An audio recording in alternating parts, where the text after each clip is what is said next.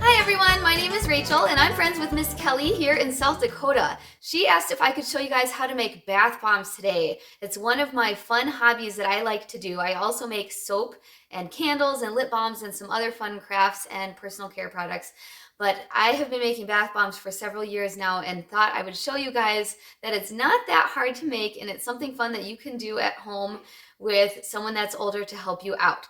So the first thing you need to do is collect your ingredients and all the tools that you're going to need. So I brought everything to my kitchen to show you guys. So you're going to need some dry ingredients first. You'll need some cornstarch, some Epsom salt, not this much. I just buy in big quantities because I make a lot of bath bombs. Some citric acid, and I buy this on Amazon because I haven't been able to find it in my local stores, so you might have to do the same thing.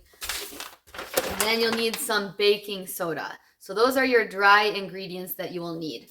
And then there's a few wet ingredients that you'll need too. Some water, some coconut oil, and then some essential oils of your own choice. A lot of people like lemon or lavender or peppermint, and this one is a mix of different flower essential oils. And my favorite blend is spearmint and lime. It smells so good. I call it zesty mint. And I also like to make one with some cinnamon and orange oil. So lots of different options. So you just pick whatever you like the best. And then you're going to need a few tools.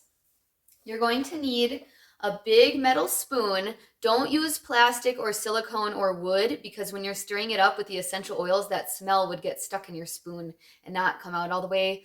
And then it might get in your food later and taste funny. So use metal if you can. And then you'll need a little glass measuring cup or bowl to mix up your wet ingredients. And then you'll need a bigger bowl to mix up all your dry ingredients. And then you'll add your wet ingredients to your dry ingredients. And then if it's not quite wet enough, it's also handy to have a spray bottle on hand. So if you have a spray bottle, go find that too. And then the one thing that you might not have laying around would be some bath bomb molds. There's a lot of different kinds of bath bomb molds out there, but my favorite ones to work with that I found to be the easiest are these little plastic round ones. And they just go together like this. Mine's a little bit dirty still because I just made some bath bombs to show you guys. So you just clip the two sides together like that, and then when you're done, then you pull the two halves back apart, which is a little bit tough to do. So I have to get help with that from my husband sometimes. Now, these are not that expensive to buy, but you might have to order them online. So that's something you might have to get your mom or dad to do. So the place where I have bought them from is bulkapothecary.com. So I will leave the recipe as well as the link to where you can find these down in the description for this video. And if you are interested in learning more about some of the cool things I make, I also have my own YouTube channel. It's called Wild Backyard Soaps. So I will put a link to that too if you want to learn how to make some other cool things with some help from your mom or dad or grandma or someone else. All right, I think we have everything that we need to get started. So I'm going to show you guys now how we actually make the bath bombs. So I just measured out most of my dry ingredients. I have my baking soda, my cornstarch, and my Epsom salt already in the bowl. And now I'm measuring out the last one, the citric acid. And you want to mix all of these together and make sure there's no big clumps in it. Sometimes this can take a couple minutes to really get all those clumps out and mix it really well. And you can get some help if you want. I kind of work slowly because I don't want too much of it to fly up into the air because I don't want to breathe it. I'll show you the rest of my mixing on super speed mode.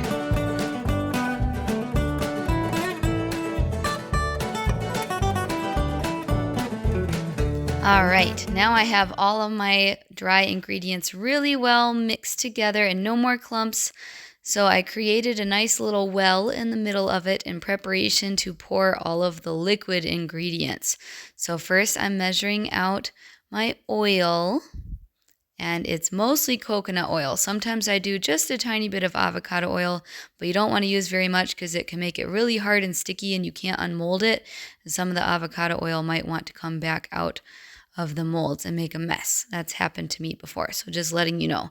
I did use a little avocado oil this time, but I would recommend just using coconut oil if you can. The next thing is the essential oils of your choice. This is the Zesty Mint blend that I was talking about. So this is just some spearmint essential oil and some lime essential oil. And I usually do about a tablespoon for this recipe, which makes 10 bath bombs. But this time I added a little bit more. And then we're going to add in the water. And at this point, if you want to add a little bit of food coloring, you can do that too.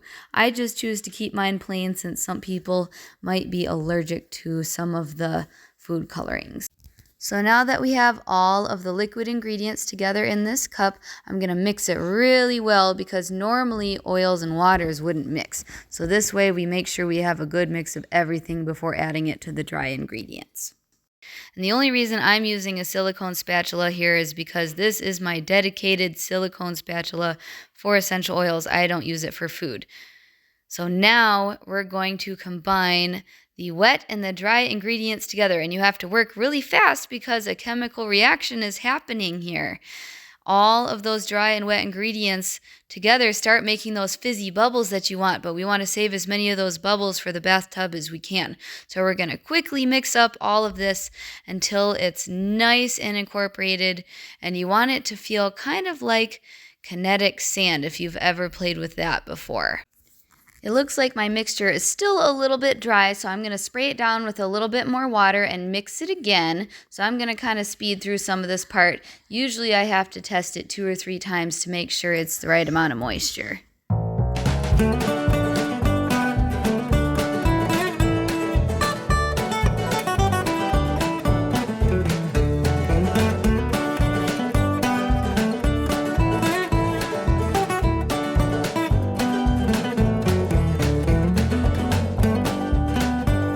That's the consistency that we're wanting now. It's starting to hold itself together a little bit better.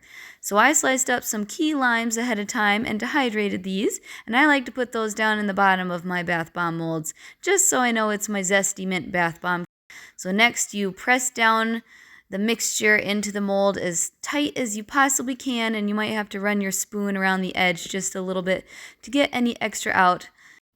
And sometimes you might have to add a little bit more in there if it's not quite up to the line, because you want to make sure there's enough to completely seal in both halves together so that way it doesn't fall apart afterwards, because that's one of the trickiest parts that people say is that their bath bombs fall back apart in half. So we don't want that to happen. So we'll make sure we have just enough on the top and just enough moisture that these two halves are going to seal together really nicely and they won't fall back apart anymore. So as you can see on the mold, one half sticks up and the other half kind of goes in a little bit. So this one has to go all the way up to the top and the other was inside more. So we're going to press our two halves together now and set that aside.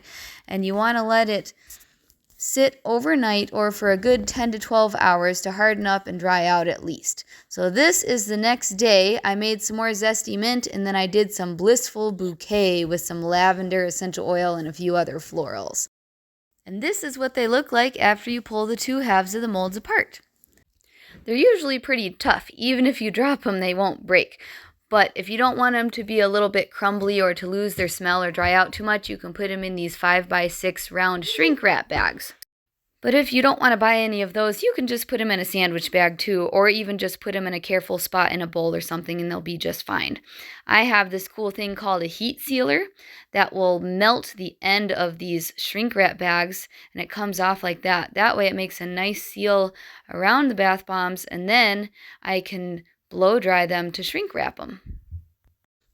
These are so fun to use and they make a really great affordable gift that's handmade. So that is how to make bath bombs. I hope that wasn't too hard for you guys. I think you'll have fun trying it for yourself. And this is the finished product. So I put a little label on mine because I have a little Etsy shop online where I sell some of my products. Maybe someday when you get older, you might want to try something like that too. So I put what it is and also the ingredients on it so that way people know, because some people might have allergies to any of this. If you have any questions on how to make bath bombs or any of my other products, I will put my email in the description box below too. So if you guys have any questions, just send me an email. And I love to hear from all of you. And I hope you found this fun and helpful. Don't forget that Jesus loves you, and we'll see you in the next one soon.